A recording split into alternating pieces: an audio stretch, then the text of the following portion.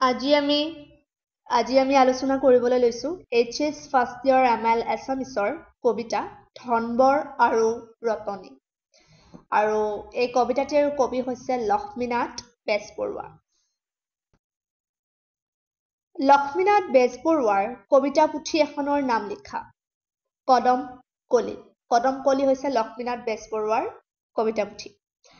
লক্ষ্মীনাথ বেজবৰুৱাৰ আত্মজীৱনীখনৰ নাম কি? মোৰ জীৱন সোঁৱৰণ। অসমীয়া সাহিত্যত চুটিগল্পৰ জনক বুলি কাক কোৱা হয়? লক্ষ্মীনাথ বেজবৰুৱাক। লক্ষ্মীনাথ বেজবৰুৱাক অসমীয়া সাহিত্যত চুটিগল্পৰ জনক বুলি কোৱা হয়। লক্ষ্মীনাথ বেজবৰুৱাই ৰচনা কৰা চুটিগল্পৰ পুথি এখনৰ নাম লিখা। জোনবিৰি। বাঁহী আলোচনীখন কোনে সম্পাদনা কৰিছিল? লক্ষ্মীনাথ বেজবৰুৱাই। নেক্সট প্ৰশ্ন হৈছে মালিতা কি? ইংৰাজীত ইয়াক কি বুলি কোৱা হয়? মালিতা হৈছে কাহিনী বা আখ্যানমূলক গীত। মানে মালিতাৰ জৰিয়তে বেচিক্যালি এটা ষ্টৰী পাঠকৰ ওচৰত দাঙি ধৰা হয় বা আখ্যানমূলক গীত বুলিও ক'ব পাৰি মালিতাক।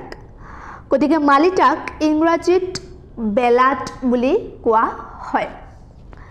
ধনবৰ আৰু ৰতনী কোন? আমি যিটো কবিতা প্ৰশ্ন উত্তৰ আলোচনা কৰিছোঁ ধনবৰ আৰু ৰতনী। গতিকে ধনবৰ আৰু ৰতনী কবিতাটিত ধনবৰ আৰু ৰতনী হৈছে এহাল প্ৰেমিক আৰু প্ৰেমিকা। ধনবৰৰ ঘৰ আছিল দিখৌমুখত আৰু ৰতনীৰ ঘৰ আছিল ধনশিৰি মুখত। এই দুখন হৈছে বেচিক্যালি নদীৰ নাম আমাৰ অসমৰ। গতিকে দিখৌমুখৰ ঘৰ আছিল ধনবৰৰ আৰু ধনশিৰিৰ মুখত ঘৰ আছিল ৰতনীৰ। আৰু ধনবৰ আৰু ৰতনী এহাল প্ৰেমিক প্ৰেমিকা।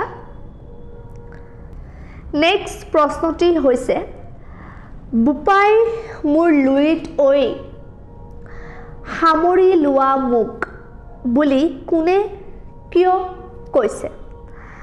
গতিকে উদ্ধৃত কবিতা ফাঁকিৰ যিটো উক্তি যে বোপাই মোৰ লোহিত ঐ মোক সামৰি লোৱা মোক, এই উক্তিটো হৈছে ধনবৰৰ।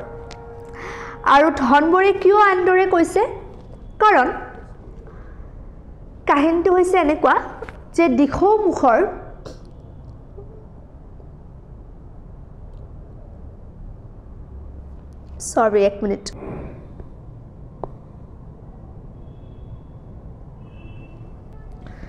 ধনশিৰি মুখৰ গাভৰু সুৰসী গাভৰু ৰতনী মাক বাপেকৰ সৈতে কিছুদিন দিখৌমুখৰ ধনবৰৰ ঘৰৰ পিনে ফুলিবলৈ আহিছিল। আৰু এই জাগা দুটাৰ নামটো খেলি মেলি হৈ গৈছে। ওপৰত হ'ব লাগিব ধনশিৰি মুখৰ আৰু তলত হ'ব লাগিব দিখৌমুখৰ। এইটো টাইপিং মিষ্টেক হৈছে। ধনবৰৰ ঘৰৰ ফালে যেতিয়া ফুৰিবলৈ আহিছিলে মাক দেউতাকৰ লগত, তো কিছুদিন তেওঁলোকৰ ঘৰত আছিল ধনবৰ ৰতনী, তাতে প্ৰেমৰ সংযোগ ঘটে। যেতিয়া সময় হ'ল আলহী খোৱা হ'ল তেতিয়া ৰতনীক মাকহঁতে ঘৰলৈ লৈ গুচি গৈছিল। আৰু সেই ঘৰলৈ লৈ যোৱাৰ যি বেজাৰ যি দুখ, সেই দুখত ধনবৰ ম্ৰিয়মান হৈ গৈছিল।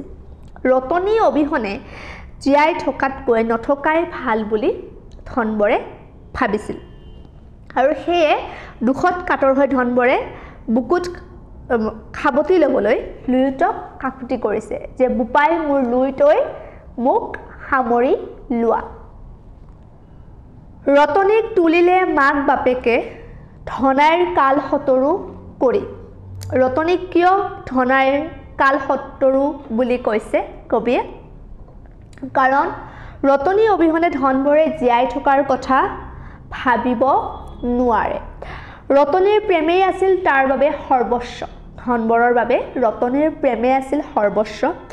গতিকে মনৰ বেজাৰত সি লুইততে আত্মজা দিলে কাৰণ ৰতনীক ধনাইৰ সেইকাৰণে দিলে কাৰণে ৰতনীক ধনাইৰ কালহতৰু বুলি কৈছে মানে ধনবৰে যে নিজৰ আত্মজা দিলে তাৰ ৰিজনটো হৈছে সি ৰতনীক ওচৰত পোৱা নাই মাক বাপেকে ৰতনীক লৈ গ'ল তাৰ বাবে ৰতনী ধনাইৰ কালহতৰু হৈ উঠিল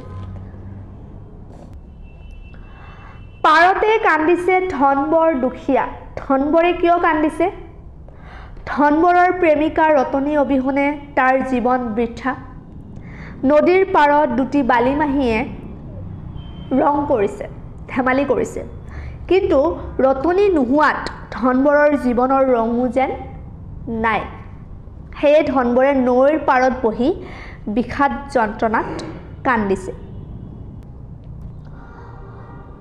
আজিলৈ এইখিনি আছিলে ধন্যবাদ